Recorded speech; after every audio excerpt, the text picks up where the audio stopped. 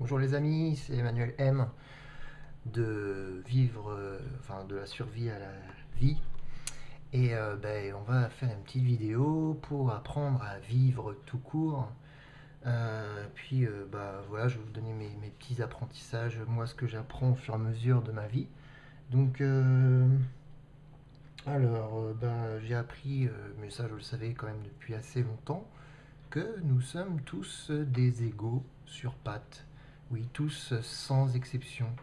Je ne vois personne qui n'agit sans son ego, sans être dans l'ego. Euh, mais c'est tout à fait normal, c'est tout à fait juste. Nous avons un ego que nous utilisons tous et nous sommes aussi cette part infinie de l'univers. Nous sommes notre âme, nous sommes Dieu. Dieu se sert de nous, enfin, et à travers nous. Euh, alors, euh, L'idée n'est pas de rejeter ces parts d'ego que nous sommes.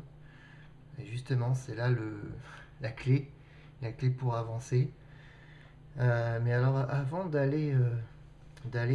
continuer à parler de cet ego, mais bon, en fait, je vais vous lire des textes. Et c'est vraiment le reflet de cet ego qui veut contrôler, qui veut, comment on va dire, conditionner les choses. Voilà, alors j'ai un premier texte sur lequel j'étais tombé il y a quelques semaines, et puis là j'en ai eu un autre hier, et ils vont dans la même direction, c'est le contrôle, le conditionnement, c'est bien joli tout ce qui est écrit, mais c'est pas être et c'est pas faire avec ce qui est là, maintenant, voilà, la plupart du temps. Donc on va lire ces jolis textes, hein. Alors là, on a un premier texte de Jacques Salomé qui dit te rencontrer sans te séduire, te désirer sans te posséder, t'aimer sans t'envahir, te dire sans me trahir, te garder sans te dévorer, t'agrandir sans te perdre, t'accompagner sans te guider, et être ainsi soit moi-même au plus secret de toi. Te regarder sans retenue, te rencontrer sans te séduire, te désirer sans te posséder, te dire sans me trahir, t'agrandir sans te perdre, m'abandonner sans réticence, t'enlacer sans t'étouffer, t'aimer sans t'envahir, te garder sans te dévorer, t'accompagner sans te guider, te bercer sans t'infantiliser, me laisser porter par ta confiance, et être ainsi ensemble au plus secret l'un de l'autre. S'ils avaient pu partager tout cela, peut-être auraient-ils pu se rencontrer. Bon, c'est gentil tout ça, hein. C'est vraiment beau, c'est magnifique quoi. On se dit ouais, c'est exactement ça que je veux dans ma vie, c'est exactement comme ça que je veux mes relations amoureuses, etc. Et ouais, mais c'est de la théorie, c'est pas du vécu, c'est conditionné finalement par je dois te désirer, mais attention, je dois pas te posséder, je dois te rencontrer, mais pas te séduire. Enfin bref, voilà, c'est tout à fait, ouais. Déjà, enfin, je trouve que déjà par exemple te rencontrer sans te séduire, pourquoi j'aurais pas te séduire? Enfin bref, il y a plein de choses en fait. Là-dedans, en fait, je pense que c'est un idéal complètement hallucinant du gars. Il a dû fumer de la marijuana ou je sais pas quoi.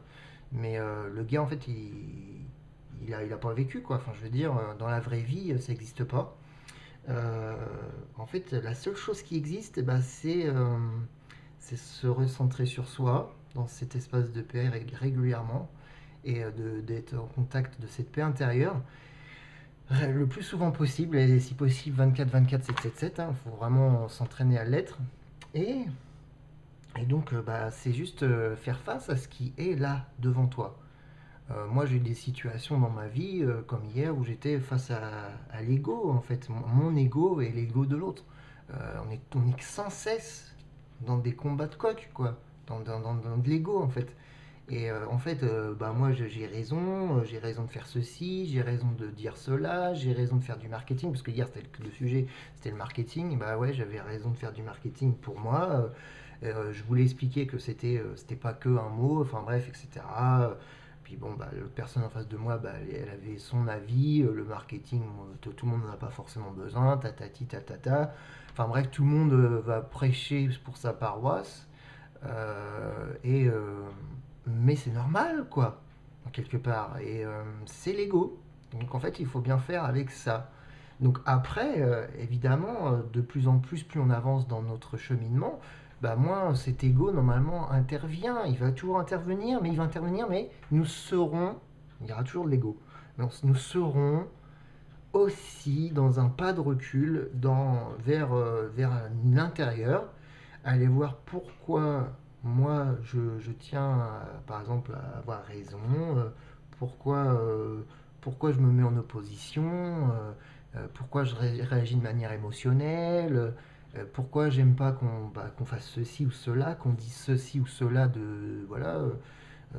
Mais à un moment donné, ça vient toujours de nous, hein. C'est à l'intérieur qu'il faut aller voir et qu'il faut prendre ce pas de recul, dire bah, écoute, là, voilà, j'ai réagi. Bon, voilà, j'ai mon ego, c'est lui, c'est pas quelque chose d'autre. Et on fait oraison. On se met dans cette paix intérieure, dans ce calme. Et progressivement, voilà, on y va et on commence à interroger à l'intérieur. On peut même discuter avec Dieu, ça s'appelle prier.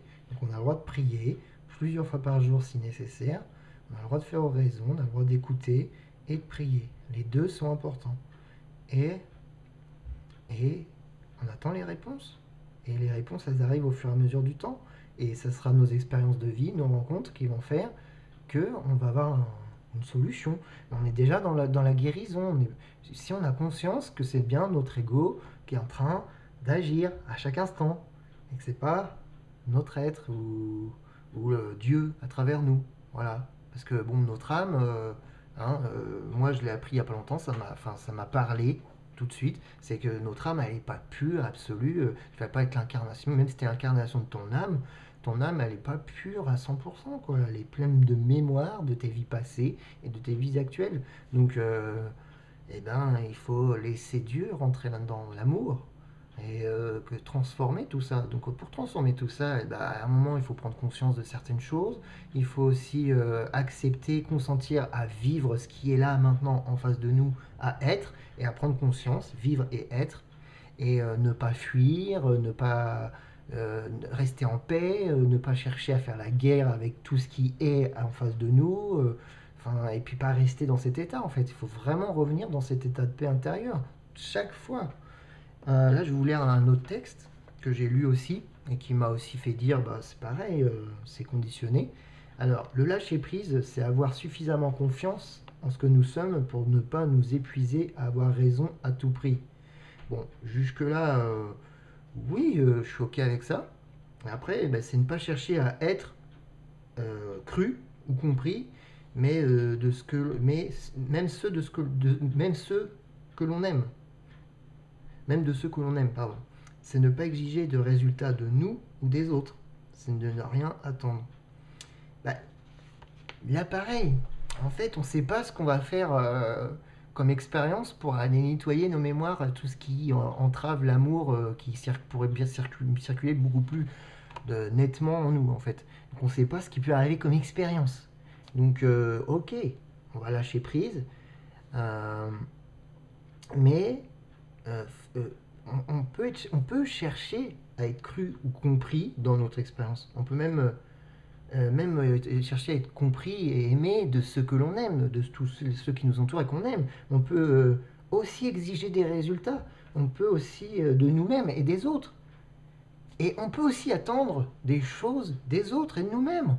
Puisque dans cette expérience de vie terrestre, on est amené à vivre toutes les expériences possibles. Et ces expériences en font partie. Et je veux dire, il ne faut pas se dire, ça y est, être, c'est ça. Mais non, être, c'est pas ça. Être, lâcher prise, c'est effectivement avoir suffisamment confiance en ce qui nous sommes, c'est-à-dire avoir suffisamment confiance en cette force infinie qui nous aime tant, c'est Dieu. Voilà, et c'est avoir confiance en Dieu en fait, et avoir confiance en l'univers pour nous amener à faire exactement ce qui est juste à chaque instant pour nous-mêmes. Donc, ça peut être attendre quelque chose de quelqu'un. Peut-être que le fait d'attendre quelque chose de quelqu'un va nous faire prendre conscience qu'en effet, j'attends des choses, peut-être que je serai en souffrance, etc. Mais Il faut juste arrêter de se dire il faut faire ceci, cela, être ceci ou cela pour être dans l'amour. Non, pour être dans l'amour, il faut vraiment être au service de l'un, de Dieu, et être de plus en plus à son écoute et de moins en moins en résistance. De moins en moins en résistance avec ce qui se vit actuellement. Parce que si tu vis la trahison, tu vis la séduction, tu vis, je sais pas moi, la possession, l'envahissement, tu vis l'infantilisation, tu vis les attentes, tu vis les exigences de résultats, tu vis tout ça, et bah, c'est avec ça que tu vas travailler en fait. C'est avec tout ça. C'est vraiment toutes ces personnes qui te font vivre ça, c'est des maîtres pour toi. C'est des outils de l'univers pour que tu grandisses, que tu te reconnectes à lui, à Dieu, à toi, tu vois, à l'intérieur. Que tu sois en contact avec cette force infinie. Donc ne rejette pas, sois en ouverture et respecte-toi aussi. Ça veut dire qu'à un moment donné, il faut que tu prennes la décision, si c'est trop pour toi, d'en faire un peu moins. Voilà, c'est dire, Dieu, là, j'en ai un peu trop dans la figure, c'est un peu dur pour moi, j'ai du mal à me recentrer, j'ai du mal à être calme, en paix avec moi. C'est un peu, voilà, c'est toi qui drive aussi, en collaboration avec Dieu. Lui, il t'aime infiniment, donc il t'écoute. Donc, écoute-le et fais-toi écouter. Voilà, c'est tout ce que j'ai à dire à ce sujet-là. C'est aussi simple que ça. Et voilà, voilà, c'est tout ce que je voulais dire aujourd'hui. Je vous fais un gros bisou. Bye. Et puis n'oubliez pas de faire une pause, 5 minutes par-ci, 2 fois, 3 fois, une fois, comme vous le sentez, mais faites-le tous les jours. Bisous, bisous. Une petite oraison.